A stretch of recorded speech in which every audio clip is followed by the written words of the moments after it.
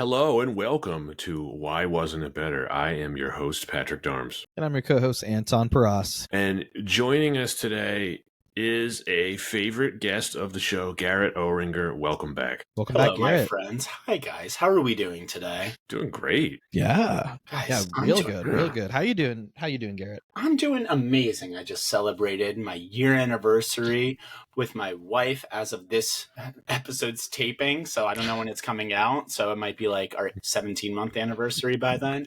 It's 75 degrees months. in New York. Months. I don't know. We're coming to you from the future. I'm talking from you in the past. I'm feeling great.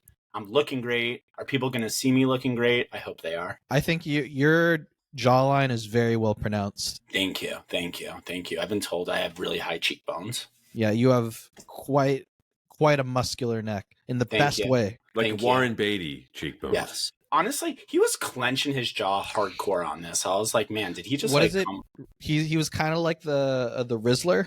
Anton, I know you love the Rizzler. That's like whenever he's on screen, it's a jump scare for me. Did you guys just lose like 90% of your listeners for us talking about the Rizzler?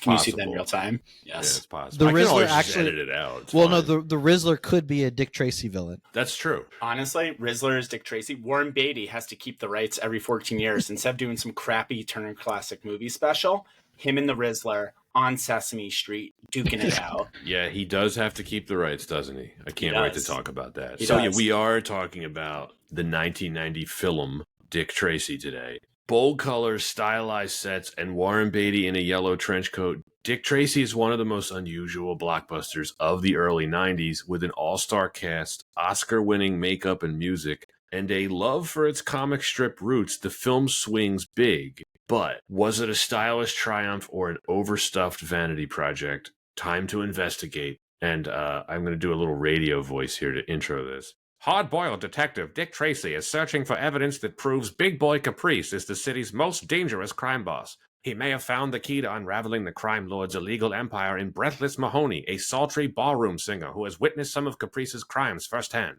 However, she seems more set on stealing Dick away from his girlfriend Tess than helping him solve the case of his career. Dick Tracy was released on June 15th, 1990 by Touchstone Pictures, directed by the one and only Warren Beatty, world's greatest stickman. Screenplay by Jim Cash and Jack Epps Jr., based on characters created by Chester Gould, starring Warren Beatty, Al Pacino, Madonna, Glenn Headley, Charlie Korsmo, Dustin Hoffman, James Keane, Charles Durning, William Forsythe, Mandy Patinkin, or Patinkin. Don't really know how to say his name, but I'm sure someone will correct me in the YouTube. Mandy Patinkin. He's my hero. Thank you. Someone else on the YouTube comments would have corrected me. Oh, man. Yeah, everyone just pile on Pat for that one. Yeah. I'll mail you a refund if you're unsatisfied. Edo Ross, James Caan, Catherine O'Hara, James Tolkien, R.G. Armstrong, and Dick Van Dyke. The budget was $46 million. Adjusted for inflation, that is $110 million. And the box office was $162 million. Adjusted for inflation, that is $390 million.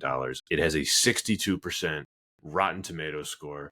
Garret, when I offered you this film, why did you agree to appear on this episode? Because it is the silliest movie I can remember. The only thing I can recall about seeing this movie, it feels like a fever dream. I just remember it being incredibly colorful. I couldn't tell you one thing about the story. I remember Madonna being in it and Al Pacino just going absolutely gonzo. I mean, he calls it one of the best performances of his career. So I'm like, you know what? Why not? This is a great reason to rewatch the film, and I get to talk with you guys for a couple hours. Sounds like a win-win to me. I agree. It really is a fever dream, and I actually experienced a fever dream while watching this. Just started hallucinating. It was crazy. It is bonkers. It was bonkers. I could only see 7 vibrant colors with no shadows. It was wild. And you looked down, you had a yellow trench coat on, you looked up, and you find yourselves in the streets. It was wild. It was wild. It was just raining everywhere, and I just had matte paintings, and Ralph McQuarrie's ghost was yelling at me for some reason. I know he wasn't involved, but he's like, matte paintings are the greatest, and they ruined it. I have a vague memory of seeing this as a kid because my grandfather liked Dick Tracy. And my dad did too, because it would have been, one of the comic strips in the newspaper. And it's still running, apparently. It's still in syndication. I mean, I remember it from the newspaper as a kid, but it wasn't something I was really into. I saw it with my dad and my grandfather. I enjoyed it, but like you, like I couldn't remember much other than just the imagery, right? This would have been a big deal then in 1990 for reasons that we can discuss. I doubt anyone under 35 has seen this movie. No. If I walked around New York City right now, just walk outside, there's like 40 guys playing basketball and pickleball across the street. If I just walked up and said, have you guys ever watched Dick Tracy? They'd be like, what did you call me? And I'd probably get slapped in the face at least once. The real reason I wanted to talk about this film, though, was Warren Beatty. Your hero? He's not my hero. But if you're looking at the history of Hollywood, he's a really interesting figure to just read about and watch his movies. Because, looking back on it, he didn't do a ton of stuff. But he's a Renaissance man. It's one way to put it. He's a ladies' man. Yeah. He was a ladies' man. Very much so. He probably still is. I don't think you ever lose it. Do you think he met Annette Bening and convinced her to marry him in the same way he does with Tess Trueheart? Like just chucks a ring box at her and says, I don't know, let me know. I'm going to go bang now. Yeah, sorry, I have to go bang another woman, but would you like to get married? Let me know when I get back from my crime busting. You could flip that in a different direction. Was Madonna the one who convinced him that he needed to hang it up? I think that's a very fair assessment because she was exceptionally crazy in 1990. Have either of you seen Truth or Dare? No, I've never seen it. I've heard of it. I'm so mad at myself. It's been sitting on the Letterboxd watch list. Next episode. I'm so mad at myself for not telling you guys to watch this before it because you're familiar with what it is, right? Mm-hmm. Okay. Yes. Beatty is prominently featured in it because they were dating at the time. And you can see the exact moment where he realizes that she's crazy. And you can see just from the look on his face, all these things going through Warren Beatty's head where he realizes, like, I need to get out of here.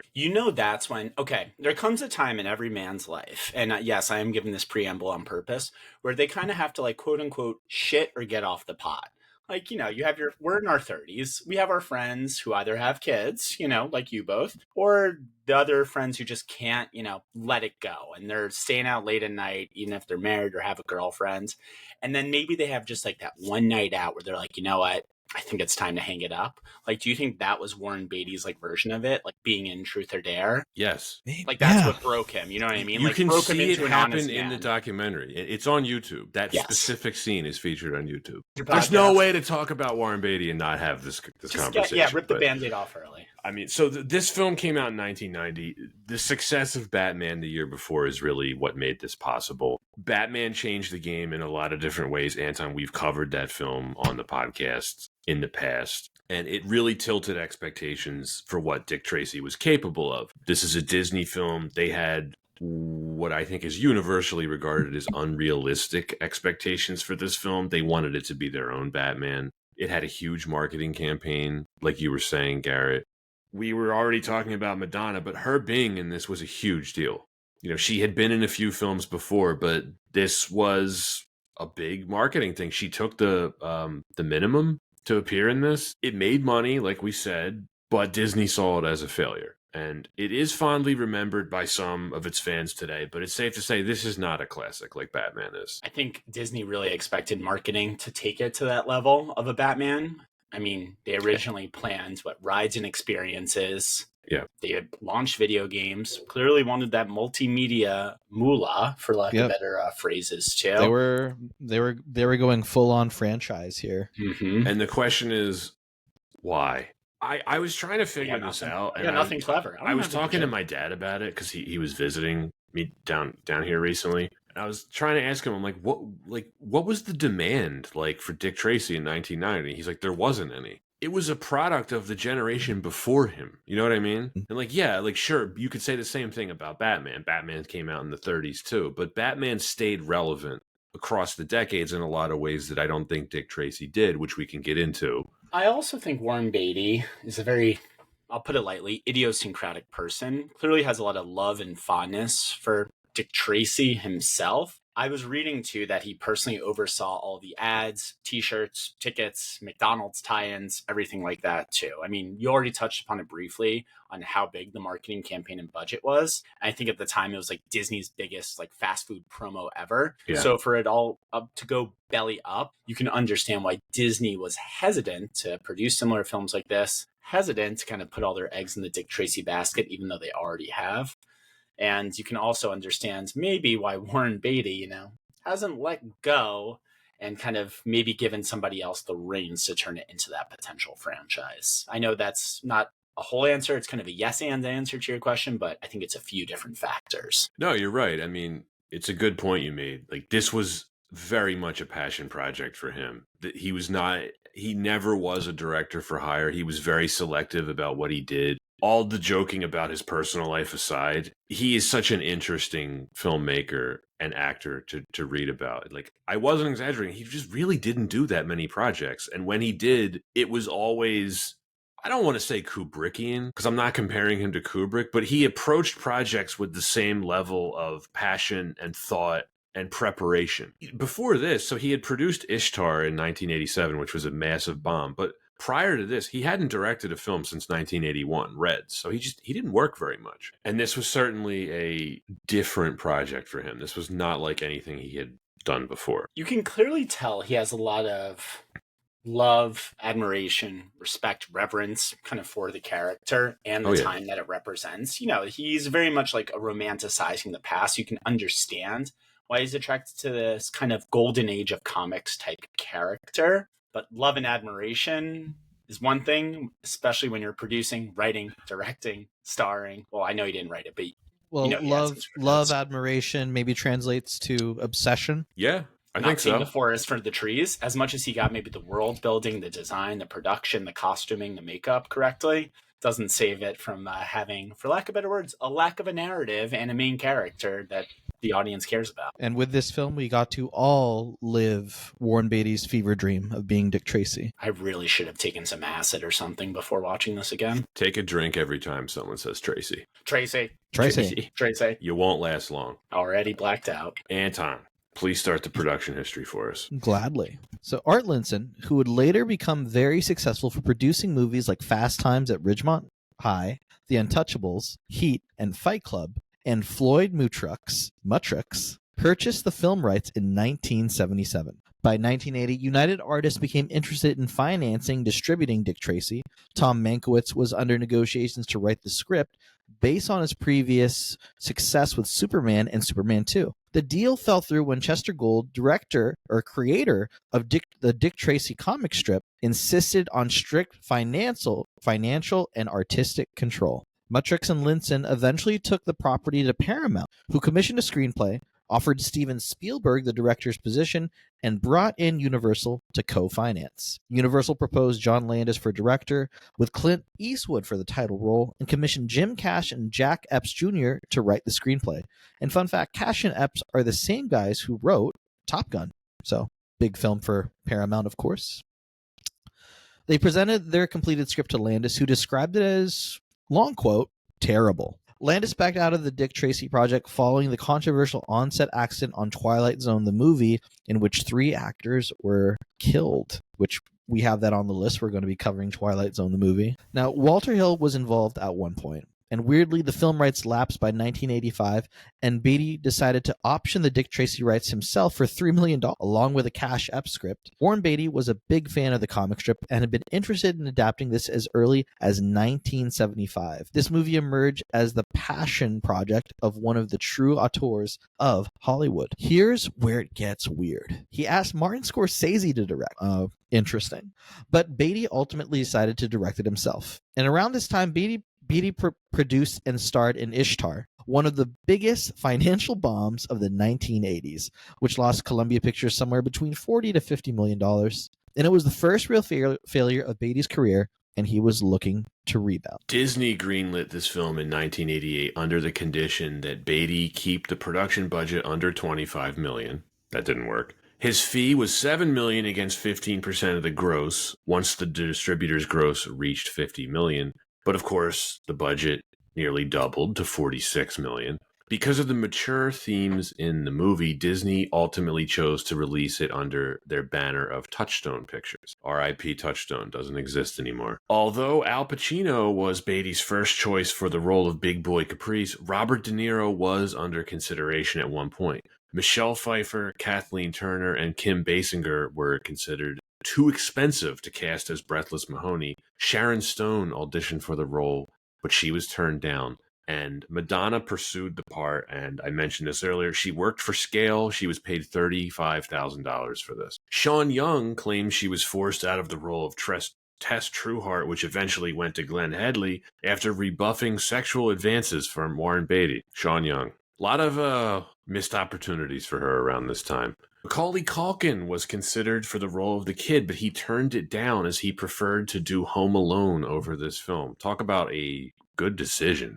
Catherine O'Hara, who played Culkin's mother in Home Alone, has a cameo as Texie Garcia in this film. Basically, it's blink and you miss her. I mean, she's in one scene very briefly. Beatty asked Gene Hackman to do a cameo in the film, but he declined. Principal photography lasted from February to April of 1989. It was filmed entirely on sound stages at the Warner Brothers and Universal's lots in Burbank, California. I couldn't find anything to confirm this, but they had to have seen like a work print of Batman while they were making this, right? I want to know how far in advance they saw that work print. That came out in June of 89. And when was this filmed? Like, when did they start filming February to April. And I know Batman was filmed in 88, so they must have seen footage from this, right? Warren Beatty visited that set and got some, like, pre-viz, pre-production notes. Well, he had to scout Kim Basinger, I mean, of course. Clearly. I mean, he was scouting her for very obvious reasons. Sorry, I thought we were done with it. We're not. No, we're not. We're going to keep going. We're never with that. done. This is half the reason I wanted to cover this. This was noteworthy. Beatty decided to make the film using a color palette limited to just 7 colors, which you mentioned, Garrett. Just Roy G. Biv. Right. He wanted to evoke the film's comic strip origin. Furthermore, each of the colors was to be exactly the same shade, just like it would appear in the comics. This was one of the last major blockbusters to have no CGI whatsoever. Beatty hired Stephen Sondheim to write 5 original songs. Madonna also released an album in 1990 called I'm Breathless, containing 3 songs written by Sondheim, which were used in the film, in addition to several songs written by Madonna that were inspired by the film but not included in the film, the most noteworthy of which is Vogue. That is one of her biggest hits, and if you've ever seen Madonna in concert, when she performs Vogue, she wears a costume that is similar to her character in the film, and someone dressed like Dick Tracy comes out on stage. It's actually pretty cool.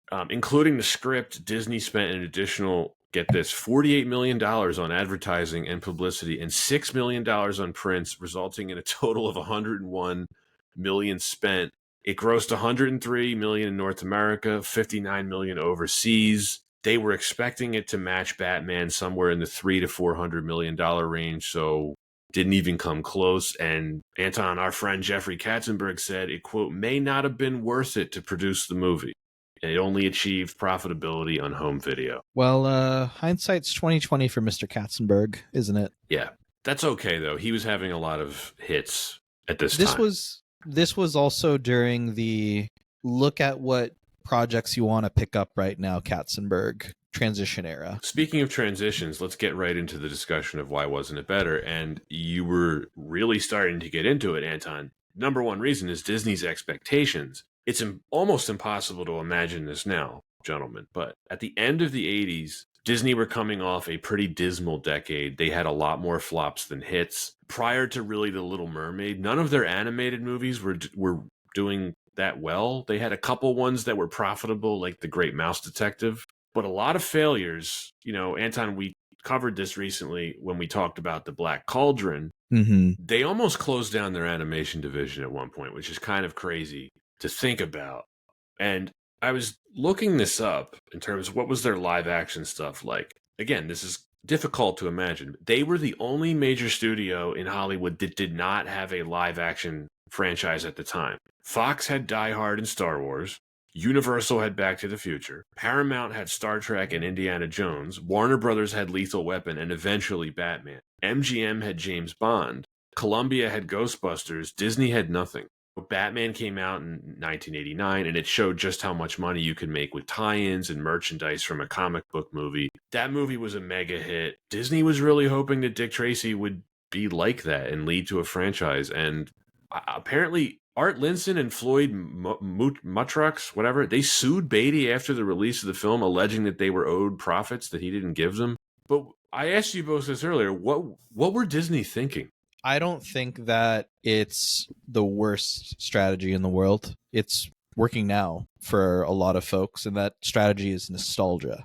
And if you take a property that does have a very strong, I'd say like sentimental spot for an older generation, especially if you're someone like Warren Beatty and you're bringing that to studio execs of, hey, this is my passion project and we can probably build a franchise around it. On paper, it does look good, but I think that of the nostalgic IPs they could have picked, they picked a pretty obscure one. But all I'm saying is, if you look 60 years back and say, hey, like, let's just bring back something and make a major film around it, the same thing for us is looking back and saying 60 years ago, Iron Man was just published, or even Thor was just published. So it's really not that off the mark. It's just they just chose the wrong comic to build a film off of. There is a major difference between everything you're talking about in this. This is not a comic book. Yeah, this is closer to like what the Far Side. Yeah, just a strip that appears in Sunday newspapers. Serial, yeah. Was this popular with the kids in the 80s? Remember, Batman had a big resurgence with like The Dark Knight Returns in the mid 80s. So it was ripe for an adaptation in 89. But Dick Tracy, it's like they picked it out of a hat. Yeah, and that's, I think it was not in the cultural zeitgeist of the 1980s. Yes. It's very fair to say. But it is one of those things where I don't think even media was built at the time to be able to like build that resurgence. Something that does that for us now is like streaming, right? And suddenly there are all these revivals that people want because shows come back into popularity. So I think just strategically, this was someone just using anecdotal love of something and pushing that for and putting it on paper and saying this is what's going to succeed. I think that's a solid strategy. They didn't have the right data to really back it up. I was curious about that before, Garrett. You go. It's Yeah, like, did they have data that thought this would appeal to kids? Well, that's where I kind of want to go to Anton's like zeitgeist point too, and to even go like one step further back. Clearly, the superhole. Wow, let's cut that part. The Superman tentpole and template was already established at that point with Superman. I mean, James Gunn, even now to this day, says before any of the superhero movies that he makes, he always requires his film, his cast, his crew to watch Superman from 1978. So does Kevin Feige, because they're like, it is an aspirational film. It's timeless, good versus evil. And that is kind of like the template for us to do too. I think with Dick Tracy, they were like, great, this is a guy. It's cops versus robbers, kind of the timeless story, highly stylized a la Batman. We have a lead star with a huge cast. We're emulating that Richard Donner strategy as well. We have all the right kind of, let's just call it, cards in our hands. But unlike Superman, which has kind of that aspirational story, that easy to follow, good versus evil, the aspirational thing we look for in heroes, whether they're everyday cops, detectives, or, Superman. This movie had a very strange and stylized tone. Let's be honest, it is a fever dream as much as we love it, but that's not as approachable as a real world grounded film. It was way too adult for kids, way too kiddie for adults, as is evidenced by all the grotesque prosthetics and shootouts with around 8 trillion squibs at the end, which I know we'll get to also. And it just has a confused tone. Is this a film noir? Is it a musical? Is it a superhero caper? And add all of that in the middle of it, there's a disjointed narrative. And I'll say it right now, Warren Beatty as Dick Tracy is not a really engaging main character that audiences can glom onto or see themselves in. It was all just aesthetic and homage. So this movie is just empty carbs. Again, tastes great in the moment, but you're not really happy with yourself after. You said something hugely important. That was it tent hole? It was super hole. No, but no, I think so. Disney had expectations for this film.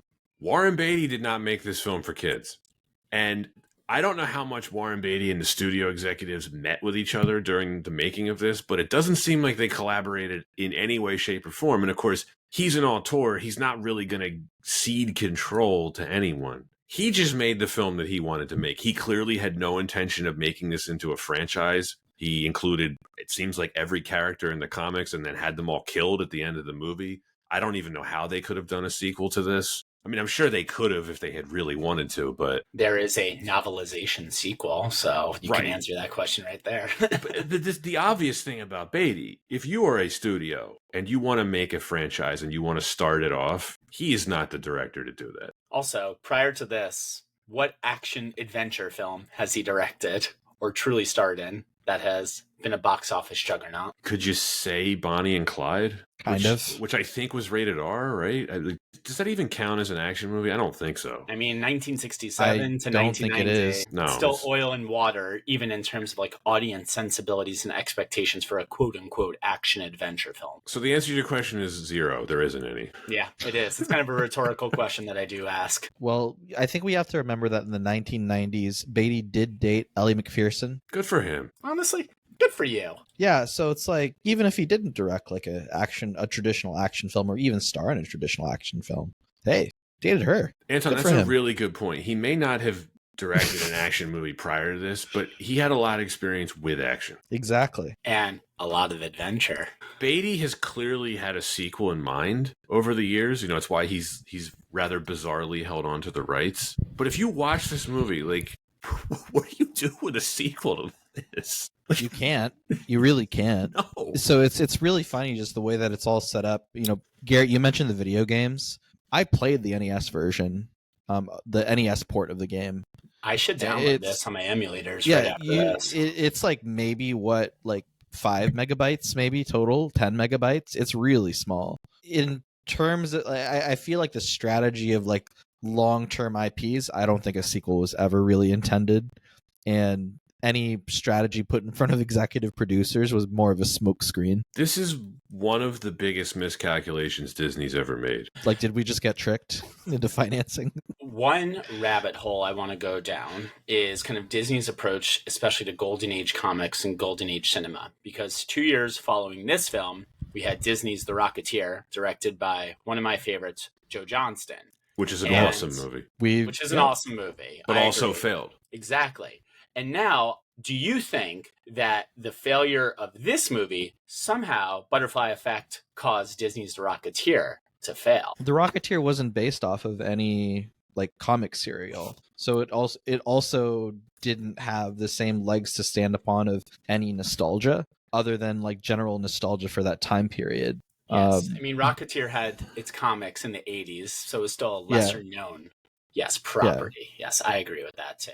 But it does have kind of that same style, aesthetic, golden age setting. Yeah, also on our list to cover. I think that the success of, I think that it probably taught Hollywood a lot more about how to interpret what properties to adapt that are either from comics and then focusing them on like what's more relevant. And I say that, but then I was talking to Pat about this in 96. Billy Zane is the Phantom. Like, why the Phantom? But again, is that really that critically acclaimed of a film? No, I mean, that's just what I'm saying. Like, who was really thinking about the Phantom in 96? I mean, you could also make some of the arguments for lesser known characters. I mean, yes, Blade, Spawn, very well known by comparison to these guys, but still, why? Or even why was Hanna-Barbera thinking that we're going to do a Johnny Quest remake in 2000 and like we're going to bring them up to like the 2000s because that's what we do, we're Hanna-Barbera. My theory on this, because you could say the same thing about like The Shadow and what was the other one? Darkman, though, actually a good movie. Oh, I like it. That's a different one. But I think that you have some guy named Sam Raimi directing. It kind of reminds me of what Netflix is doing now, where you're just throwing everything at the wall and seeing what sticks. It seemed like that's what the studios were doing in the 90s with comic IP. I think, again, the main issue is there's no intended target audience. Like going back to The Rocketeer, for example, too square for teens, too mature for kids, too childish for adults. Is kind of the same issues that plagued like Dick Tracy, for example. And then for movies like, Spawn, The Shadow, what have you, they're just not well-made movies. Darkman 2. Who is Darkman? This is a weird, out there character. And then maybe it works when you have a star in place like Jim Carrey for The Mask, where it's just such a gonzo premise, a gonzo character with the craziest effects that kind of supersedes the character itself. Yeah, We're going down a rabbit hole, and I'm not articulating. No, you're right. But I think one of the reasons The Mask succeeded was them catching Jim Carrey at like the perfect time of his stardom exploding. All-time heater, Jim Carrey. You know, Warren Beatty again. Well, let's talk about Warren Beatty now, because he's the next reason why wasn't it better. He's a legend. He's not a box office draw though. Never was. But that he never tried to be. He was a movie star who didn't sell blockbuster tickets, but well respected by his peers. Hugely respected. And we're going to cover some of his other films eventually, Anton. Like Reds is on our list. I think that's going to be a fascinating movie to cover. This is actually a fascinating movie to cover. Like all the stuff we can dig up on this. Dick Tracy. Yeah, I think it's just super fascinating that the kinds of films that Warren Beatty chooses, like you said, he's auteur, definitely has a very artistic lens, and not only in the films that he creates, but also in the films that he chooses to be in, right? Yeah, if any of the younger listeners of the pod aren't familiar with Warren Beatty, think Robert Redford, think Clint Eastwood, controlling his own projects from the ground up, from start to finish, but he just did not work or act as prolifically as those two, and he didn't really act in other people's films. Really quick, do we have a modern day example that we can compare to? If we don't have an answer on hand, it's fine. It's just I don't think so. Say some random keywords out loud and see if that sparks inspiration. Ben Affleck in a way? Kind of. No, I see it. It's just he's also taken roles definitely just for a paycheck. Well, that's what I mean. I don't think there is a modern day equivalent of Beatty, because if you look at his filmography, he didn't work for 8 years straight. There isn't really Kevin Costner. Postman, financing his big films right now. Postman, American Horizon, whatever it's called. Bradley Cooper could also be one. I know it's a little early, but I could see Bradley Cooper. Maybe. Kind of with at least the movies that he is kind of producing, starring, directing, writing in. It's definitely more common now. When Beatty was producing his own stuff, because he got in on it real early. I think some people don't realize he did not direct Bonnie and Clyde, but he is the reason that movie got made. He produced the film solely. He obviously starred in it. He commissioned the screenplay. He hired the director. It was a Warren Beatty film, even though he didn't direct it. The way that his career is developing, I wouldn't be shocked if he starred in another film, even though it's been a bit of hiatus of acting, is Ben Stiller. I feel like he's kind of taken a bit of that direction. Yeah, that's a good call out. John Krasinski is kind of getting there. Kenneth Branagh, but he's more Shakespeare focused. Yeah, so I think the modern examples help with our younger listeners, which I think actually just helps illustrate there's not many people like Warren Beatty nowadays. Wait, guys, we're idiots. It's right in front of us. Tyler Austin Perry. Butler. Oh yeah. Oh, Tyler Perry. Obviously, Medea. Austin Butler. Right. All right, I just want to digress here. How'd you get Austin Butler from that? I just wanted to throw a hot name out there. He is a hot name. He's got some hot movies coming out. One thing I think we can agree on. No, I'm gonna hold back. I'm gonna hold off on this. Ooh, all right. Hot names that Warren Beatty. I was gonna say there is one area, there is one area where I think Warren Beatty's work is unparalleled. Please, I'd like to focus on the film at hand here just for a second. All right. We're having fun. He is also the star of this film, and I think he's my biggest problem with it. I think he's incredibly wooden in this performance. I've never thought of him as a great actor, and I know that's a hot take probably because he's a legend. I think his acting in most films is perfectly good. I think he's good in Heaven Can Wait, he's good in Shampoo, he's good in Reds, I think he's good in Bonnie and Clyde, but I've never thought of him as a fantastic actor. Do you think that maybe his performance in this film just seems so subdued, and I'd call it subdued and consistent? Compare that to the rest of the performances in this film, right, where characters are literally coming to life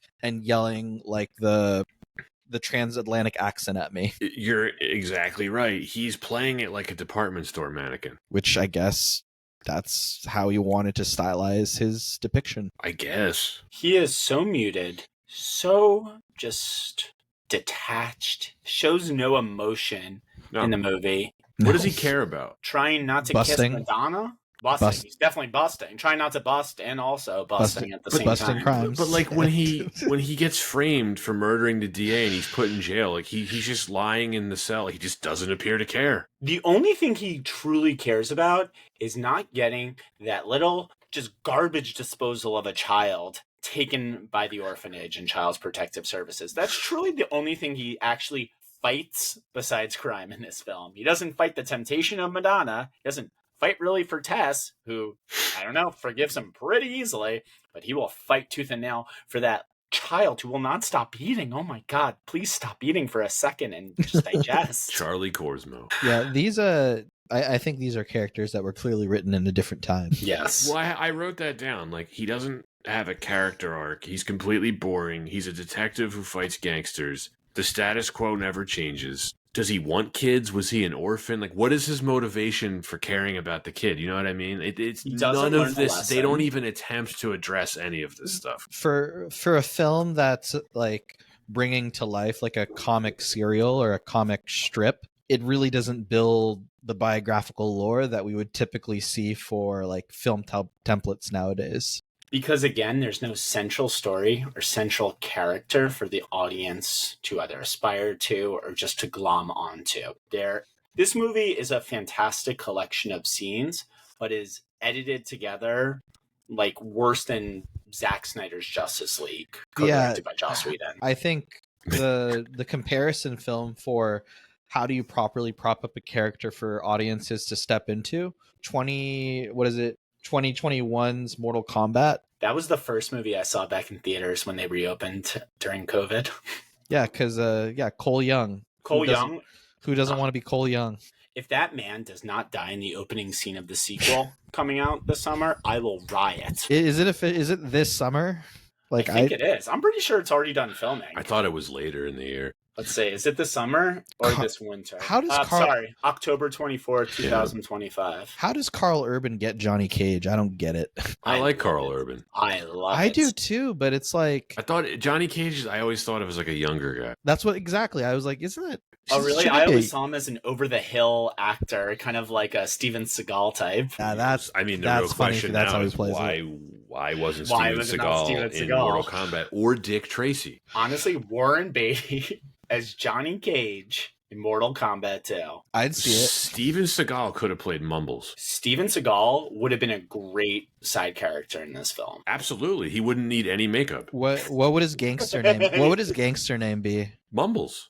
Yeah. He would be Mumbles, yeah. He or like played the Dustin Hoffman character. Is there one that we can give him? Oh, like yeah. Pant shitter. It's like, oh, that's Steven Fat Fuck Seagal.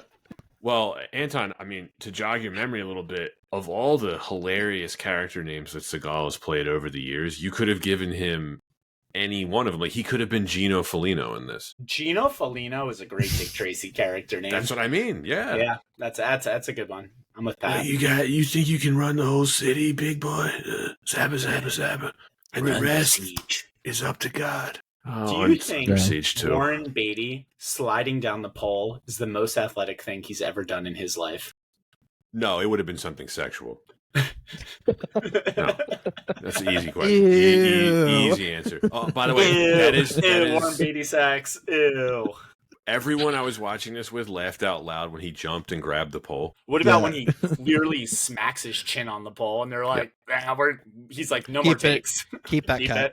That's definitely keep it rolling. I don't know if you guys thought the same. He plays every scene like he's uncomfortable. Like, why? Yes, it's like a cardboard cutout. I don't understand the decision. It's a very wooden performance. There's no other way to put it. I wrote down, if this film had been made in the early 2010s, Josh Brolin would have made an excellent Dick Tracy. Ooh, can we kind of do a little recasting and new director of the movie too, of like who we'd love to see? Yeah. Tom Hardy. Ooh, Tom Hardy, Dick Tracy. I'm down for that. I see Josh. I don't know. His American accents are weird. You know who you need? You need like a hardcore Republican. Really, we need a hardcore Republican. Guy. Kevin Costner. Right. Yeah, you need like Kevin Costner. Well, the guy who created the Dick Tracy comics, I'm pretty sure was famously known for like hating the Miranda rights because that meant that cops just couldn't beat people up and throw them in jail all willy nilly. Well, let's do full circle here. He modeled Dick Tracy on Elliot Ness, who Kevin Costner played in The Untouchables. Ooh. Mm-hmm. Kevin Costner, honestly, as Dick Tracy, Because that this works. was I think it would have worked. pre-FBI, right? Yes, this is like Yeah. 30s. No, The 40s? the FBI was around in the 20s. Because it was J. Edgar Hoover founded them, Yes, right? in the 20s. Yeah. To fight prohibition, sort of. But I mean, it had a couple different names before it became the FBI. But remember that Capone got busted and would have been right around 1930, somewhere around there. That's right. Okay. Is Dick Tracy a sneaky backdoor sequel to The Untouchables? Well, he was certainly modeled after Elliot Ness and The Untouchables.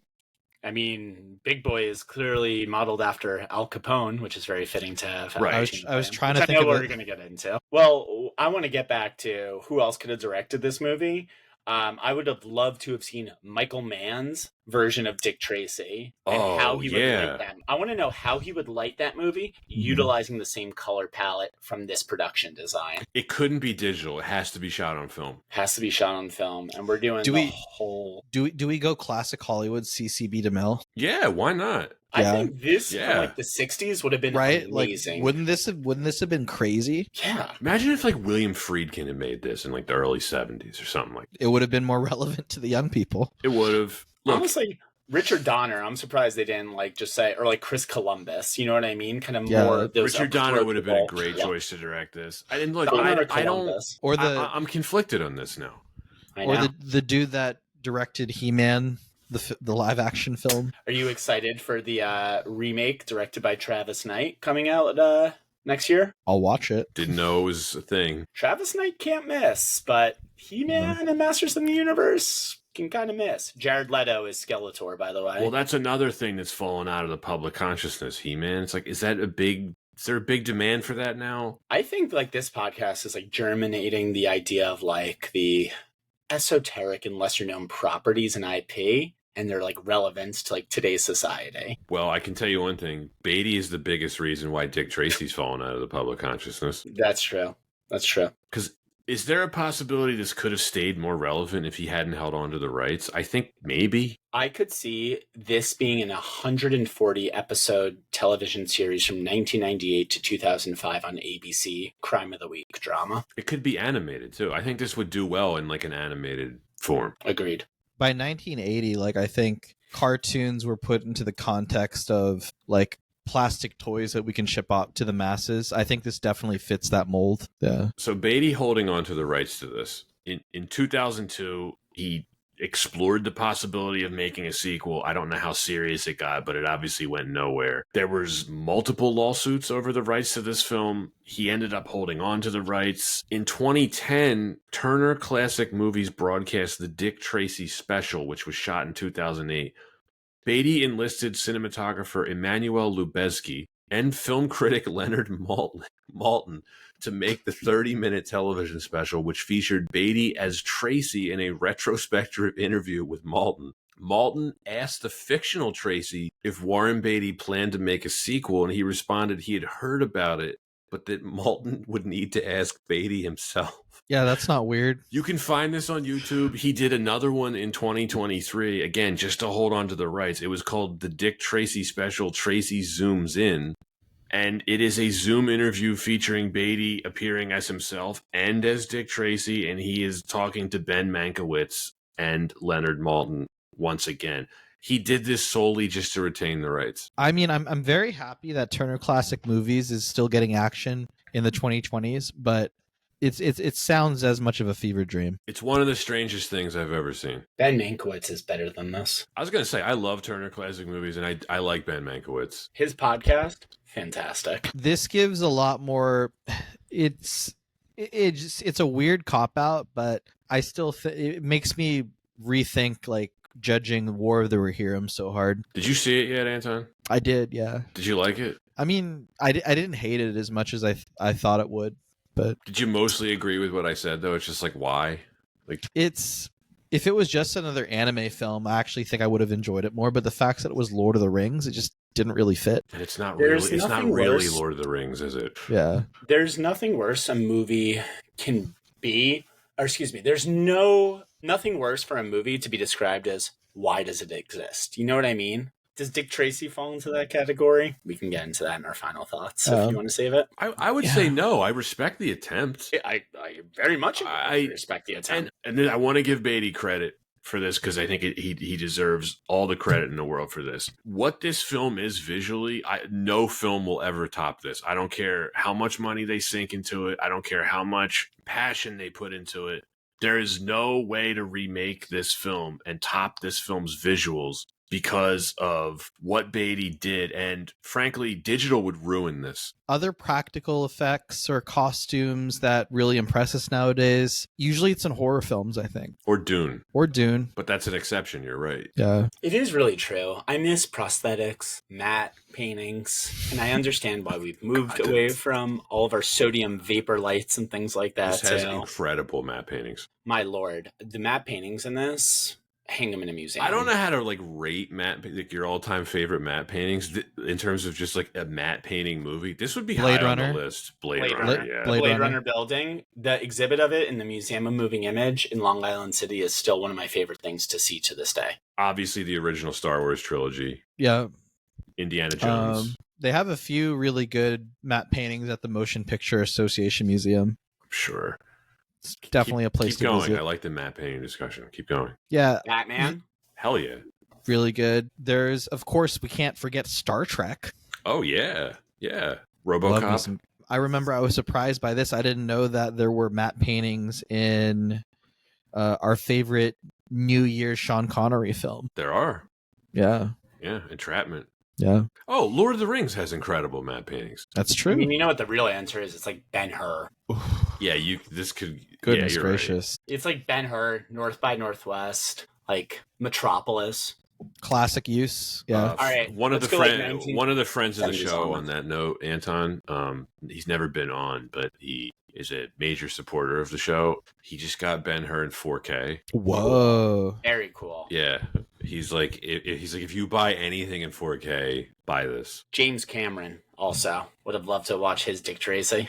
Oh, I agree. Yeah. Him with scale and matte paintings. That man would have actually built a real train set and track, not miniatures and mini train tracks. Well, one of the what ifs of this would he offered this to Scorsese at one point? Like that would have been interesting. See, again, this goes to the point of why wasn't it better? Warren Beatty, I think he was a victim of his own pride, we can say. For all the things he got right in this film, there were so many things he got wrong, and I think doomed the actual potential of success. Okay, it's time to have the conversation. Is he the greatest stickman of all time? I think we have to have our nominees to put up in this Mount Rushmore of bricked up individuals. Derek Jeter's on the list. Okay. Probably Leonardo DiCaprio for some modern day things. Frank Sinatra has to be on the list. Yep, definitely. Joe DiMaggio. Wilt Chamberlain's on the list. Apparently Ted Williams. Magic Johnson. Jack Nicholson. Mick Jagger. Kennedy, no. John Kennedy, no way. Mm-mm. He was sloppy. I think Beatty's got the aura, though, because he kind of went up and down. He went both directions. Connie Chung. Connie Chung, I mean. Wait, are we missing anyone for the nominees? Someone's going to write in and tell us we missed Charlie someone. Sheen? No. I mean, yeah, I'm trying to think. Think about this. Or what's his name? Sinatra? I said Sinatra. Tiger Woods?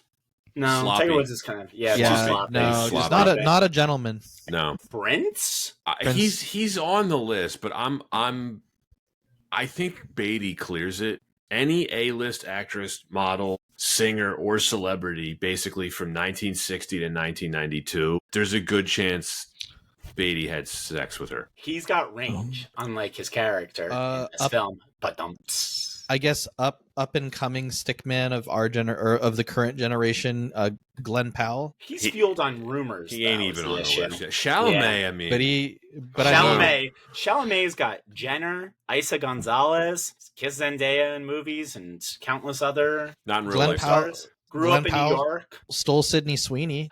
He's got to do more. Look, I'm just gonna run through some names. Let's do it. This is Beatty's list here: Faye Dunaway, Brigitte Bardot, Jane Fonda, Barbara Streisand, Diana Ross, Julie Christie, Raquel Welch, Goldie Hawn, Cher, Stevie Nicks, Britt Eklund, Princess Margaret, yes, Queen Elizabeth's sister, Jackie Kennedy, an ex-president's wife, check. Literal royalty from multiple countries, check.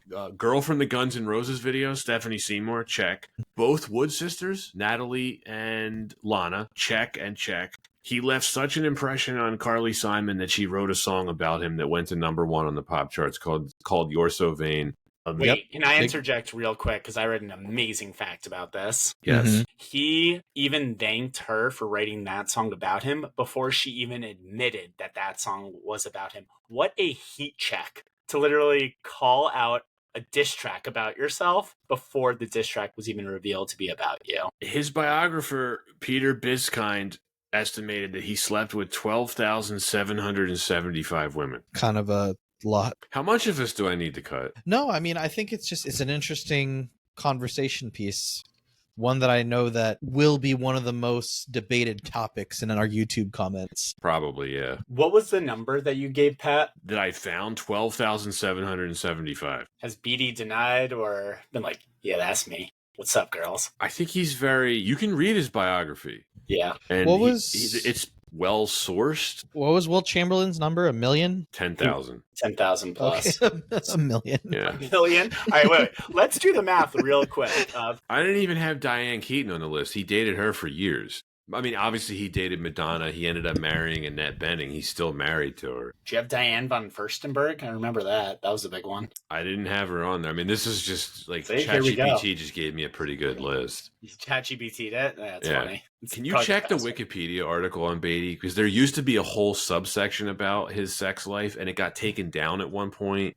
He's got marriage and relationships. So PC. Yeah, so PC. Well, So- here's my question for you both, which I think is a much more serious part of the discussion about him. Is he at risk of being forgotten by younger generations? Because he does not have the longevity of like Robert Redford or Clint Eastwood. I say yes for one reason Yeah. only, Yeah. because Rules Don't Apply was such a massive bomb 8 years ago, and that was his first movie in, 20 years? Yeah.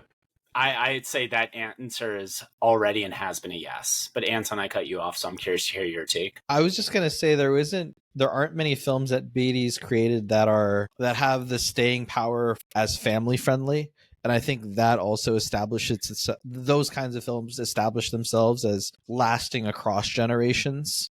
And I just don't really see any of those films in his repertoire. He doesn't have anything like a Butch Cassidy or The Natural or Dirty Harry or Unforgiven. You know, Robert Redford was in the MCU. You know what I mean? Mhm. Clint Eastwood, he's still making movies. I think any teenager right now who's into like watching movies, they know who Clint Eastwood is. They know who Robert Redford is. They wouldn't have any idea who Warren Beatty is, and it's kind of a shame. Yeah, I also haven't looked. I don't really get Dick Tracy on my TikTok feed, so No. I know I listen to a lot of your episodes, but I feel like I can confidently say I drive some of the craziest, wildest, and most common digressions. That's why we when I'm keep on. having you back. Yeah, I'm the real wild card, you know? Yeah, I'm the yeah. real flat top of this motley crew. Oh, flat top. Yeah, can we get into the cast? I want to have the conversation of who's the ugliest character in this movie and We who can. made you almost vomit on screen. Let's start with Al Pacino as Big Boy Caprice. Listeners, there is a scene maybe hour 10 into the film of Al Pacino having his little nervous breakdown of Dick Tracy busting every crime, where he basically wets his cigar with his mouth and he looks like he's performing fellatio. I don't care if Pat cuts this. I just have to say it. I was watching this and my wife looked over my shoulder and just said, "What the hell do they have you watching now?" So thanks, guys. well, shouts out to the missus. Glad Shouts that. out. We love her. Yep. Big Gotta fan. give all the love. I think that that was probably one of the more unfortunate scenes to have to walk in on. She did love the scene where he was dancing and doing his little shimmy shake Oh my with gosh. everybody. That earned him the nomination for Best Supporting Actor, in my personal opinion. I was going to say, did she walk in on the scene of Madonna wearing the sheer dress? Again, listeners, this was a kids' movie when released. Back to Al Pacino real quick. Yeah, that incredible makeup and costume. He's amazing in this role. I always forget every time I rewatch this, which isn't very often. Anton, you're right. The makeup in this whole movie is some of the best I've seen in any movie. the two guys that did the makeup, they deservedly won their Academy Award. Pacino, it's one of my favorite Pacino performances. It really is. It's one of the most fun portrayals of like a comic character that I've ever seen. Like someone just really just living it up. So his character in Scarface, obviously modeled after Al Capone. Clearly, Big Boy Caprice, the character itself, is modeled after Al Capone. So Pacino is just a perfect choice to play. And you know for a fact he was just hamming up his Scarface character every moment he was in character on set. I mean, he clearly had a blast playing it. And the movie does feel way more alive every scene that he's in. He steals every scene he's in. I couldn't find exactly like stuff to confirm this on IMDb or anything. I was really wondering how much he was ad-libbing versus like how much of this was scripted. Because he is saying so many lines under his breath and he's going a mile a minute. It's not just the loud stuff. Like all the stuff he's like muttering. You know, he talks to himself quite a bit. Like, you remember when he's kidnapped Tess and they're going in the underground tunnel? And he's saying all this stuff, and he says this, like, under the breath line. He's like, what a way to usher in the new year. That is some of the worst ADRing in that scene, because his lips are not moving that entire scene, No. and it's just him nonstop talking. So I would have loved to have been a fly in the wall on Al Pacino's ADR. He must have been ad-libbing, right? All this stuff. It feels natural in that way. Yeah. Yeah. The part that made me laugh the most is at the climax when he's like, wait a minute, I'm having a thought. Oh yes, I'm gonna have a thought. It's coming. It's gone. It's pretty hilarious. The way I see it, and Plato agrees with me, is that there is what is, and then there is what we would like it to be, but that's not important. He is kind of an existentialist, if you think about like it's fantastic. philosophy. All the quotes he's incredibly neurotic. He would do wonders with a therapist. Like he could easily take over whatever city they're in if he just went to a therapist and worked it out. And just moved into a career in interior design. It's not even just the stuff that he's saying. When they realize they're being bugged and they see the coffee dripping, that the look on his face. Just what is he? Yeah. They're like pointing at the chandelier. Oh, he's with prune face, right? good old prune face. Good old prune face. So great. I'm like gagging, thinking about their makeup. It was so well done. Ugh. If you were in acting school and you were a teacher, Garrett, and someone asked you, like, professor, like, what is hamming it up? Would you just show them this performance? Yes, but this is the prime. I would say, top of the pyramid of hamming it up. The good version of it. This is the ideal of what hamming it up should be. This is the give me all you got of hamming it up. Plus, like direction wise, this fits the aesthetic and the time period. Like this was a proper depiction of media from the 1930s. Hey, as Big Boy Capri says, Anton, you're right. When you're right, you're right. And you are right. You are right. You are right. Hooah! And if you ain't for the people, then you can't buy the people. Lincoln. The scene where he's directing the singing and dancing with the girls when they're trying to rehearse more, that probably got Pacino the Oscar nomination. He slaps Madonna a couple times. Do you think Pacino had pads on just to build his frame a bit? Oh, he had a fat suit on. Yeah. Definitely. Okay. I feel like every actor besides Dick Tracy's like trench coat, because without shoulders, like it was like also just like what triple XL suits. It was like a fat rappers from the 90s. Yeah, or kind of like Jack Nicholson and the Two Jakes. Except friends. that's not padding. No, you're right. It looks like Nicholson. They were wearing the suits that like all the NBA players wore to the draft from like 1996 to 2008. Oh, like the 2003 NBA draft photo, and they're all just dressed in like and it's just literal massive. like sleep gowns. Yes. Yeah. Bring it back. My favorite. It's me. If a woman don't wear mink, she don't wear nothing. Of course, I like walnuts. Good for the liver. Good for the liver. Bad for the brain. Oh, shut up, Warren Beatty. This is my favorite tidbit about the casting of this. Someone asked Beatty how he got Pacino to play the part, and he said, the same way I got Jack Nicholson to play Eugene O'Neill in Reds, I asked him, who should I get to play this part? And he said, me. I want to give Beatty credit for being his own casting director, because, man, this is a great cast. It really is. Yeah, and he has all of the negotiation ready of just, you want to be in my film, and sure. It's just easy. I said it before we started recording, but again, this is the movie where you read the casting credits during the film's opening intro, and you keep saying "wow" at every name, and then each time they show up on screen, you're still in shock that they You're got still this like, person. wow. Wow, is that James Caan literally just walking on set and then walking off? And he's like, "No, I don't want to be in this film anymore." Like, what is Dustin Hoffman doing? Dustin Hoffman's doing something for the first 95% of his character's arc. It's an incredible performance from Dustin Hoffman. Yeah, Mandy Patinkin, just this little slimy piano player, just quietly having I want to give Mandy credit for being able to successfully scream lines with a cigarette in his mouth. It's not easy.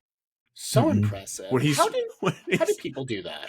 What is he yelling when he's trying to be the district attorney? He's like, "You're not going to blackmail me, Tracy. You won't blackmail me, Tracy. You won't blackmail me." Oh, that's great. Back to Pacino real quick. Trope.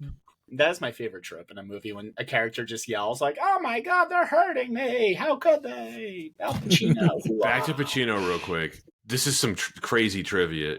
He was nominated for this and not Godfather 3, same year. And then, of course... Good for him. Yeah, well, we're going to cover Godfather 3 eventually. And then this blew me away. This was the first comic book character performance ever nominated for an Academy Award. At that, I thought about that more, and at that point, there really wasn't anything else to compare. Because Nicholson didn't get a... No, I can't... No. Like, this film got... Wow, yeah, you're right. This film got 7 nominations, and of course, Batman won for art direction, but that was its only nomination. It's like, it's just... I guess it was probably the respect for Beatty, just because he was such a respected and, beloved Hollywood figure, I guess, right? You can make the same argument for like a Marlon Brando and Superman. I agree with you wholeheartedly for the record. Yeah, I mean, I think all the Oscars that this film won were completely deserved for the art direction and costume. And no, it was art direction, production design. Yeah, it won for original song and then makeup. Speaking of casting, also the production crew, Stephen Sondheim just banging out 5 absolute heaters on the soundtrack. We'll get to him. We'll get to him. Well, I know we will. I want to stay on the cast. Sondheim, the Derek Jeter, the Derek Jeter of Broadway. Yeah. Madonna is a smoke show in this movie. She is. Where do you guys sit on Madonna? Have you ever had a crush on Madonna? I did in this movie. Where do I sit on her? Zoe Saldana. She's never looked better than in this movie. I love Madonna. A League of Their Own is still not even Evita. Evita is great. We're covering Evita. I love Evita. I saw it in theaters when I was like 5. There was no reason for my parents to take me to that. All right. That's incredible that you say that, Garrett, because my parents took me to see Evita too, and I don't know why either. What is with New Jersey parents taking their 5-year-olds to see Evita? I asked my parents about that recently. I'm like, do you remember us seeing Evita in theaters? And my mom was like, yeah. I'm like, why did you take me to see that? And she's like, I don't know. Couldn't find a babysitter? Probably. I would have been 8. So, yeah, probably, yeah. Because the babysitter wanted to see Evita. Is that worthy of the podcast, Anton? Why wasn't it better? I think it is, right? We should talk about it. I think it's a unique film. Madonna and acting, it's just a very small library. And that musical was huge. She'll always be compared to Madonna, but Lady Gaga in acting, also is a very similar modern day, parallel. Madonna walks so Lady Gaga could run. It's good call. But I will say, Madonna in A League of Their Own, one of my all-time favorite performances. She's great in that film. I also love A League of Their Own more than anything. I don't mind her in this film, and I appreciate how she is single-handedly trying to turn this into an R-rated picture. Ooh, yeah, she was really pushing it. The question is kind of what was the direction given to her? She is also playing the femme fatale. I don't want to think about the disgusting things he said that Warren Beatty said. No, between Al Pacino giving her slap and tickles off screen and whatever Warren Beatty and her were doing. Oh, he was doing it on screen too in character. Well, that's my point. Yes, he's like, hey, no mink. Anyhow, Madonna is fantastic in this movie, and she brings again another different energy to this film, which also helps. But also hurts, especially with the tone of this film and who the audience is marketed to. Huge star power. It's a pretty big name to have in your film. Oh, yeah.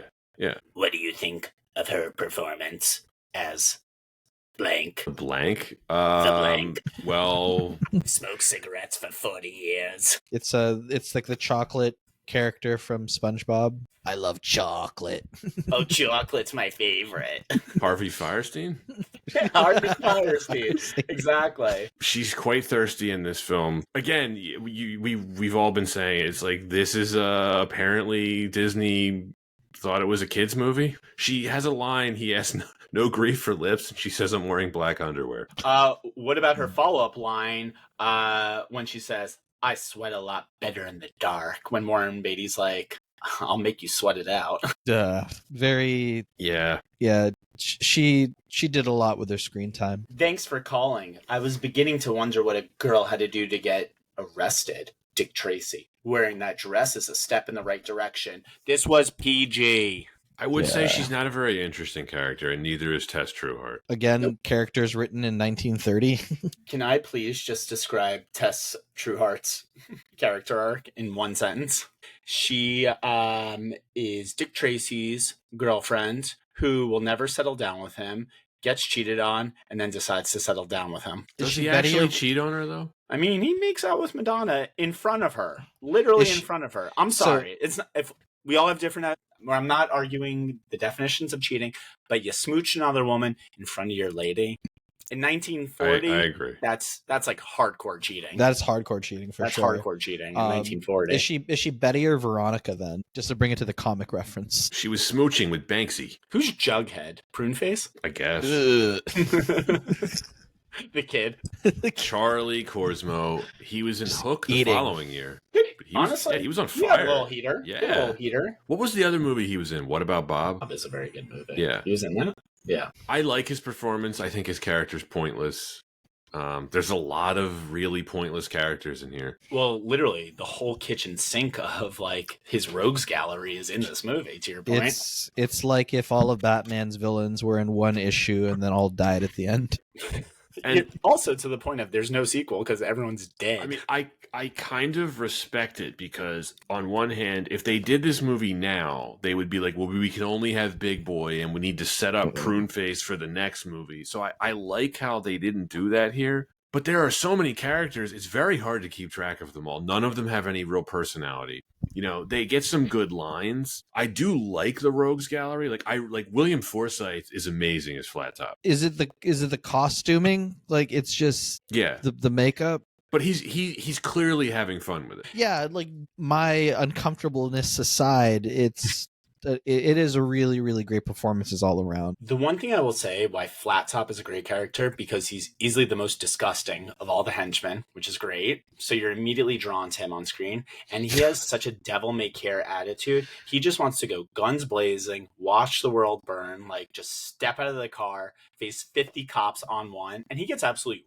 riddled with bullets. And again, it's a kid's movie, so no blood. He wants to do that because he looks the way he does. He's just angry at the world. His partner in crime is Itchy, played by Edo Ross. He's pretty funny. Itchy's voice. He kind of like pulls a lot over on something. He's like the most competent of like the crime bosses. Yeah, when he's pretended to be the woman from the orphanage. From Child Protective Services. It's like Dick Tracy. First of all, look through the peephole. Like, they had those back in that day. Dick Tracy. Not that competent, maybe? I wouldn't know.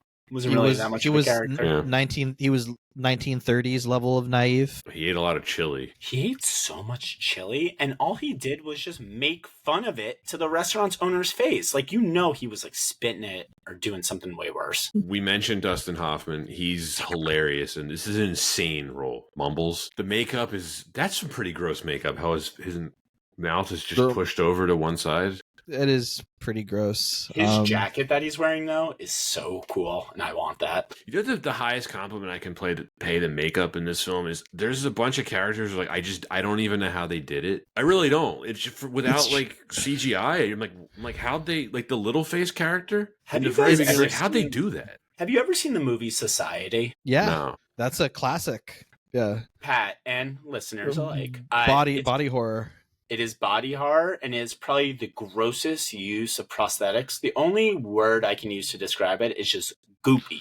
And it's a really good comparison when you see like prune face. you see prune face. Like I actually did not mean to say that. Sorry. Super Hollow Broom Balls. I actually did not mean to say that. I'm sorry. We're all 30 plus years old. This is amazing. It's all right. No, Legendary character actor R.G. Armstrong. as That's what, Anton? prune face. Prune face. Henry Silva's in this movie as well as influence. But make your point, Anton, please. No, just I was gonna say there's something about their skin that just looks so unnatural that you know it's makeup, but it also hits like an uncanny valley that just makes me incredibly uncomfortable the whole film. So hats off to this costume and makeup. You're right about the uncanny valley, but it works perfectly for the film. Yeah. It does. So I'm just running through the Rose Gallery. James Tolkien plays Numbers. He's best known as Strickland in Back to the Future. Mm-hmm. I mentioned Henry Silva, Mandy Patinkin, whatever the hell his name is. I really struggle with that name. Charles Durning plays the chief of police. And then this gets my nomination for grossest character in the film. Paul Sorvino as Lips Manless. Who is the worst eater in the film? Lips or the kid? Oh, Lips. Lips slurping the oysters? Yeah. Look, that guy, as far as we see him, does not deserve to die. But the way he eats those oysters alone, Not the best. he deserves the worst type of death for the way he slurps oysters. What does she say? Madonna say to him? She's like, that was before you were a Zeppelin. It's like, you used to love watching me eat. It's like, what?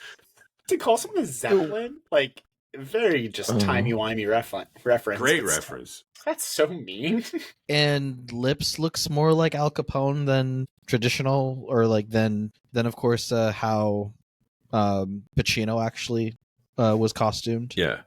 Lips is disgusting. We get James Caan in a cameo as Spaldoni. And then, I mean, Dick Van Dyke has a great role here as the DA. You really get every, like, just big names for, like, what, 2-second scenes? Yeah, there's I'm sure I'm missing some. Like, there's more actors in here that I'm not even giving justice to. Or not justice, that I'm not even touching on. Like, there's so many people in this film. Kathy Bates is in the credits, right? As a stenographer with one line. I was like, literally blinking, you miss it. This is the same year she won an Oscar for Misery. Like, the point that I was trying to get to earlier is I think including all these characters was a bit short-sighted, though, because it while it is cool to see all these well-known faces in the film, it is a lot of pointless cameos. Like, I'm very conflicted on this because it's cool to see Dustin Hoffman in this type of role, but there are so many characters in here, and I didn't even talk about the two cops who help Tracy all the time, but it's like none of them really get their due. Even William Forsythe, who we all love, what does he have in the line? What does he have in the movie? 10 lines? Sure, star-studded cast for a very simple plot. Like, really, there's not much to it, right? No. And so I think this is literally style over substance. Well, that goes back to the point that I was saying. This movie is empty carbs incarnate. Just because you cast big names, have the greatest production designs, the best costumes, shoot it well, that doesn't say for flat performances, a lack of characters, and overall lack of narrative. We can get to the production now. We can talk about some of the stuff we like. You were just getting into this, Garret. Mm-hmm. This is a technical masterpiece. This is some of the best cinematography and production design and costuming and makeup that I have ever seen in any movie. There was a question you'd asked Pat of, like, are there any other films that match this level of faithfulness to the source material? I had a few examples, but Garret, Pat, any come to mind? Sin City, really good one. Sin City, I feel like exists because of Dick Tracy. Like, it provided the template. Yes, they did do a lot of like digital imaging and negatives, but the aesthetic, it feels so derived. They both feel like the comic, right? Yes. It moves like a comic, and it looks like a comic, and it feels like a comic. Watchmen also comes to mind, especially the director's cut. I think that one really did match the tone, style, and costuming. Scott Pilgrim versus the World, funny enough. I could see that. Yeah. I think Batman Forever looked like a comic. Batman Forever, definitely. It looks like a movie that came out of the early 2010s, but I do think it fit better than what was it, the 93 film Dredd. I think it's a good one. Yeah. You know what else kind of would work here too? Blade. Speed Racer. Popeye are another ones that kind of come to mind. Popeye feels... Robert Altman. Speed Racer, yeah. Yeah. I know. I kind of said Speed Racer, moved on. I was thinking from the aesthetic, but I kind of like Scott Pilgrim more in your example, Anton. I think Popeye, though, for kind of Robert Altman's world building and just literally trying to get the literal aesthetic of olive oil and Popeye, he succeeds there. And he makes a deeply strange and personal film a la Robert Altman, but his craft and commitment to it, I feel like if you want to find a contemporary to Dick Tracy, that's the one that kind of comes to mind. I could see that. And then complete opposite sides of the spectrum that don't adapt well or just went a totally different direction from the source material. Let's go Batman, Matt Reeves. Batman Matt Reeves is the yin to Batman 1989's yang. Yeah. Well, here, let's can we boil it down a little more to what are we trying to identify here as the theme? It's the comic, the tone, maybe. The inspirations and the period pieces I feel like we come to with Sin City or Batman, for example, to the Art Deco Golden Age style. What is it? It's a pulp serials. So yes, you could throw a lot, you mentioned The Rocketeer previously. Yeah. We talked about Billy Zane and The Phantom. I think you could The Shadow. Indiana Jones. Indiana Jones is a really great example. You know what it is? It's those saturated color palettes, prosthetics, and practical sets over CGI, I think, that it's hard to kind of recreate this now or even this post 1990, really. So it's hard to kind of find the contemporary, if that makes sense. You have to find the contemporary of the time. Zorro technically is also from that same family. It's a good good call out. That's a good one too. I do want to give this film its props for all the stuff that we're talking about, because this is completely unique. I have never seen anything like this film. Anton, sort of like Tron, which also has a lot of storytelling problems and plot issues, but it's completely unique looking, and I've never seen anything like it. So I think Beatty deserves the credit here for just being very innovative in how he filmed this. This is an example of something that's completely wasted on square TVs. I probably saw this on VHS originally at some point in the 90s, and even then I thought it looked cool, but watching this now on my beautifully big TV and Blu-ray, it looked incredible. It really did. This period of film, there's nothing better than watching it in just pure Blu-ray, 4K, whatever highest quality your TV has or streaming service or physical media, because you can really see the blemishes and the realness in everything that's filmed.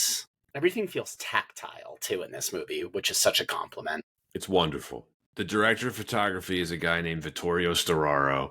The production designer is a guy named Richard Silbert. They're the MVPs of this film. And Sondheim. And Mr. Sondheim. And Sondheim, yeah. I just want to give a shout out to Storaro. He is only one of 3 individuals who's won the cinematography Oscar 3 times. He won for Apocalypse Now, Reds, and The Last Emperor. You could argue he should have won for this film.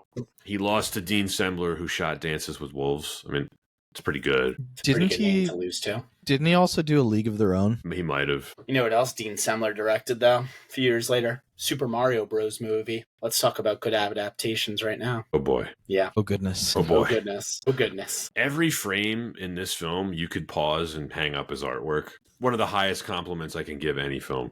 I didn't give enough thought into the deep layers or what kind of messages was this film trying to tell with its color palette and color scheme. I just appreciated the color. And I think that's a really good, that's just a fun experience. This makes me really kind of yearn for that era where there was a real craft to filmmaking. I'm not trying to say that doesn't exist now, but nothing feels as unique as this movie does compared to what I've watched recently. And what I mean by that is, I'm not trying to take away from anything narratively that I've seen or even technically too, but you can kind of feel the factory line-ness of movie making today compared to the past. And I think obviously the past required more innovation, less technological capabilities that we have today, but that also spurned the innovation that begat is the word I'm looking for, a lot of these technical marvels and innovations that we have today.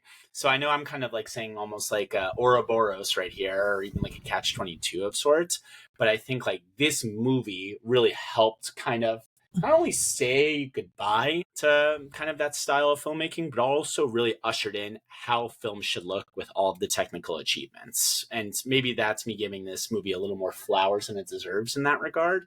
But in terms of its unique aesthetic, I feel like a lot of movies are still trying to capture that, but it just shows how the practicality just can't be recaptured with some of the technological achievements we have. I think you're right. Yeah, I agree with you too, Garrett. I think it's really a film out of time, especially when we think of it's the Wild West of like comic book or comic films, intellectual property, like franchise, like birthing. It wasn't really a thing yet. And so whether it was you have a budget and this is allowing a filmmaker like Warren Beatty to be as creative as he wants to be with a film, like studios don't really do that anymore, especially for this genre. Yeah, rarely, very rarely. Would Matt Reeves be the last example of that, the most recent example of that, where they just let the filmmaker do what he wanted? It's probably why it was 3 hours. Sinners. I think Sinners, yeah. I'm trying to think of like even just comic book films though. Like Sinners is a really great example. Don't get me wrong. Well, let's go an actual IP. You're right. Let's do an IP.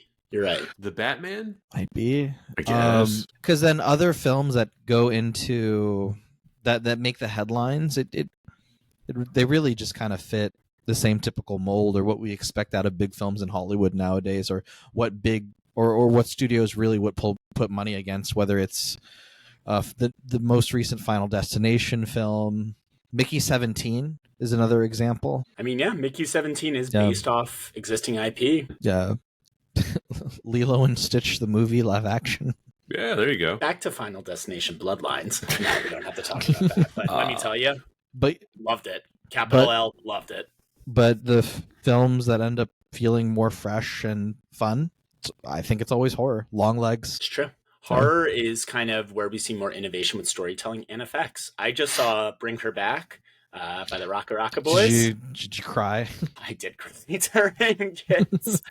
But yes, for this digression, I actually wanted to bring this movie up before because we were talking about prosthetic effects and practicality and just the tactileness of films. And obviously that exists in so much, but I think horror is really, the shining star where directors, actors, writers alike all get to kind of play within that sandbox. Bring Her Back had some of the most disgusting prosthetics that I've seen in a long time. Similarly to like this, where obviously they were a little different for obvious reasons, but it was I think watching this, I felt just as disgusted, if that makes sense, as in the best way possible. Right. Yeah. Because it's like such stylized, also like escapism over realism. So I'm grossed out, yes, but I know it's obviously not as like realist, like let's say a horror movie could be. So I can kind of suspend my disbelief. And I really think it's like just such maximalism that we don't see as much in movies. Like, what movie would take a swing like this? I know I answered your prosthetics question with a yes and, but it's like, what's the last like maximalist movie that we've really seen that like rivals this? It's too hard to say, and my brain just keeps going to Nora dancing. That's it. But seriously, it's like maybe a scene here, crazy editing or camera shot from like Everything Everywhere All at Once. But like even still, that's a lot of like digital trickery or like crazy editing and like smart innovation. But like what is on its just face value as maximalist today as Dick Tracy was in 1990? Whatever the heck Adam Driver was in. Just name an Adam Driver film, A Marriage Story? No, I was that was more of a joke at Megalopolis. Oh, well, actually. Oh, yeah. Could that be? Yeah, actually, Anton, I think that's a totally fair answer. I thought you were also going to say 65 with the dinosaurs, but Megalopolis is actually a really great answer to that question. That's probably the answer, yeah. Yeah. But I don't know if that fits the same, like, is that a specific vision? Because it feels a little bit, because this was a triumph of vision. This was a triumph of maximalism. Yeah, that's a good point. Like this is we can all agree on that. Like, did Beatty execute on his vision for the film visually? 100%. 100%. Like, no doubt. And like Coppola on that film, I don't know. I didn't see it. But can we say that Coppola delivered something that was self-funded? He did. Made on his own accord, a la Dick Tracy. I mean, and you can say that Coppola had more hoops to jump through because it's self-funded, self-financed, and it's pretty much only distributed by Lionsgate. So I think Anton, like, that's the answer. It's like, what is like the closest like contemporary? Like, maybe it's not a style movie or horror, this and that. Maybe it is something that's just like such a unique singular vision that is done in such a maximalist way. And Megalopolis kind of, ticks those boxes. All right. Maybe that's it. Maybe I need to go watch Megalopolis. Honestly, say that 10 times fast. At some point. I'm not in any hurry to. Anton, we can't talk about this film without talking about the soundtrack. Ooh, good times. The Sondheim songs are amazing. And this was also during like peak Sondheim. Yeah. I mean, Sondheim's over the decades, but coming off of like Into the Woods, of course, we're in the this is also like the arms race for Broadway, because this is during competition of like the Cats Phantom of the Opera era. Yes.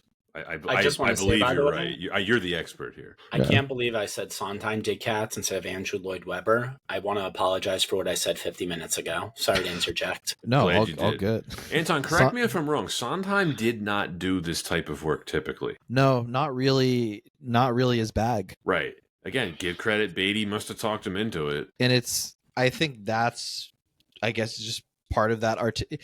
You don't bring in someone like Sondheim unless you have a very specific vision of what you want to do, right? Otherwise you just bring in I don't think you go automatically someone who's a traditional Broadway songwriter. Right. I mean, it was certainly a great decision, but which one of you asked it earlier? They're like, what is this film? Is it a musical? It's like,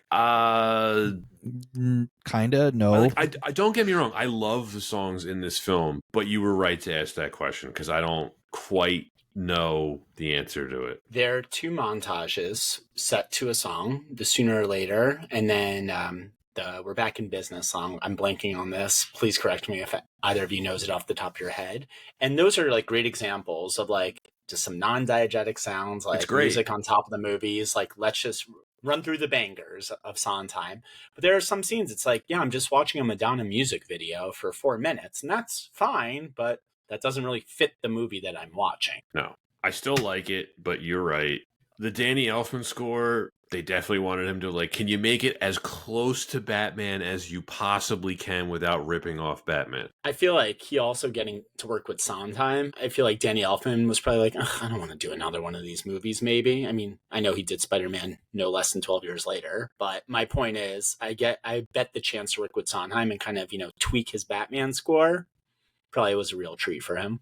He is a crazy man. Yeah, he we'll talk about Danny Elfman again because he's worked on so many films, and I think it's interesting when I think of how influential Elfman's been to superhero or comic scores in general. It seems like he is like he seems to really know that aesthetic. Absolutely. There is apparently 135-minute director's cut of this film that has never been released. Ooh, it's more kissing. This movie already feels so bloated at an hour 45. I can't imagine. I wrote that down. It's 105 minutes, and it's got some pacing problems. I don't need another Yeah, I'm good. Anton, no math for you today, as we've learned. I was gonna say I'm not gonna do the math right now. I am out of notes. You want to wrap it up? Let's do it. What's my missing delta, Garrett? How many more minutes? Anton, how many seconds are in a minute? Do you know this? 45. Yes, good job. So proud of you. Thank you. Yes. Garrett, do you want to rate this first? I will happily rate this first. So I was very glad to be asked to watch this movie. Again, not just to talk to you two lovely individuals, but also because this is a movie I definitely want to revisit. I think this period of film, just the mid to late 80s, early 90s, is just my bag. Everything I love. You go on my Letterboxd, my top 4 is all from this period as well. I truly think 1990, we're getting into the twilight years of just practical effects, just maximalist, aka coke-fueled filmmaking. And really, that is just a fun time because movies truly were pushing the bounds of innovation, whether it be from technical perspectives, multimedia perspectives. And really, this is where you can kind of start to see, let's call it the nascency of modern filmmaking too. So again, watching this film, we've already talked about before, is a treat. It's just an assault on the senses in the best way. The production design, the costuming, the sound design, the music, everything is just so perfectly done. And I can't recall a movie, like I've said in recent years, where I've just seen everything pop off the screen like it does off the page, for example, in a comic book or a comic strip, we should say. That being said, and I know you guys agree with me too, and I'm not trying to steal the words you might say, this is all style over substance. It is empty carbs. There is no narrative structure for the audience to glom onto. There is no central performance that makes you want to root for Dick Tracy. And the movie is stitched together worse than some of the people's prosthetics on their faces. It is edited pretty horrifically, in my opinion. All that being said, did I regret the 105 minutes I spent watching this? Not at all. Do I really need to rewatch it again? Not so much. If it's on the backgrounds, would I look at it? Sure. So for that, C+. I'll go next, Anton. Mm-hmm. Style over substance seems to be the phrase of the day here. I mentioned this earlier. Like the Tron movies, the plot here is paper thin. The plot is an afterthought. It is such a visually unique film that I have plenty of time for this. This is absolutely not something I can rewatch regularly. It's kind of slow in parts, and the cast is fun sometimes. The problem is the lead performance from Warren Beatty. You could have gotten a department store mannequin to play Dick Tracy, and it would have probably been the same result. I wrote down this is far more of an artistic achievement than it is entertaining.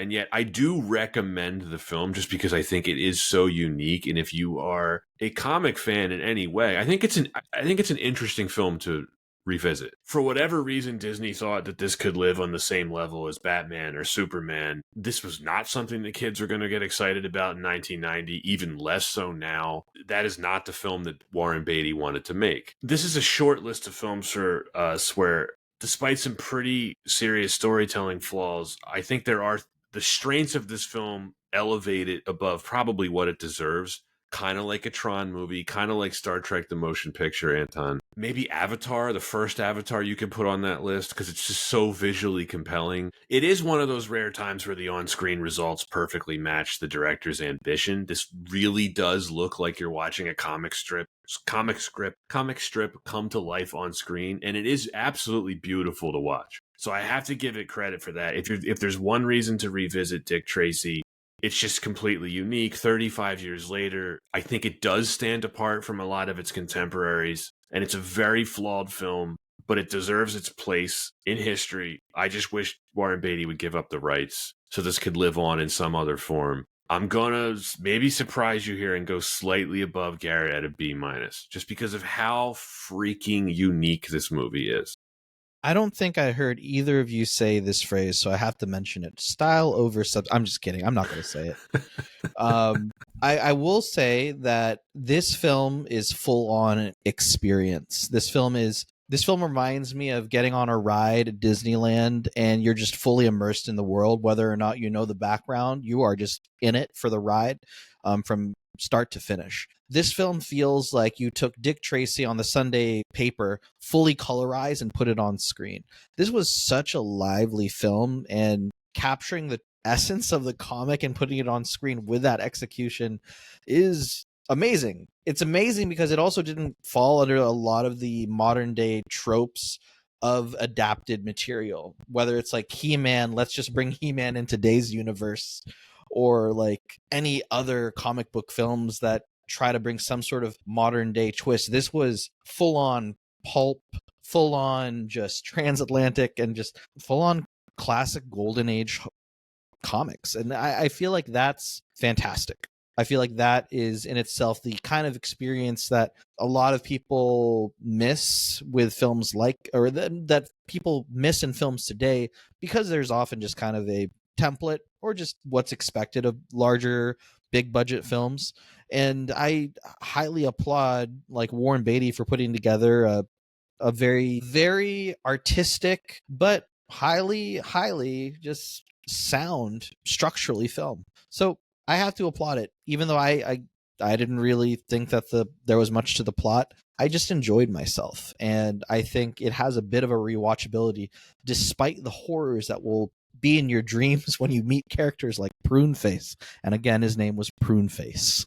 You know, listeners, if you haven't seen it, go check out Dick Tracy. I give this one a B-. Higher than I thought. For whatever reason, this isn't on Disney Plus. Probably because of prune balls. I was going to say Warren Beatty, but yeah, I paid exactly $3.59 for this movie. I expect to be reimbursed. I just don't want to give Warren Beatty any more money. You didn't want to buy it? No, I did not want to buy it on Amazon Prime Home Video. Oh man. Well, that is it for Dick Tracy. We were all kinder to it than I thought we were going to be about an hour into this recording. It was fun. Movies should be fun. I had fun. Yeah. It's a good way to put it. I don't know why I haven't thought of dressing up as more of the villains from this film on Halloween. Like, no one would get it and everyone would be freaked out. Right. But a great idea for Halloween. Like a group costume, just the whole cat. Like, that's actually pretty cool. It is. If I saw anybody wearing the Blanks, like, just skin mask, You just I would call just the cops. immediately throw up. I would throw up just right on the street, just right on their feet. Police. Police. Oh. Well, that is it for Dick Tracy. Garrett, always a pleasure to have you on. Tracy. I had a Calling for blast. Tracy. Calling for Tracy. That is it for this week's edition of Why Wasn't It Better? Thanks for listening and see you next time.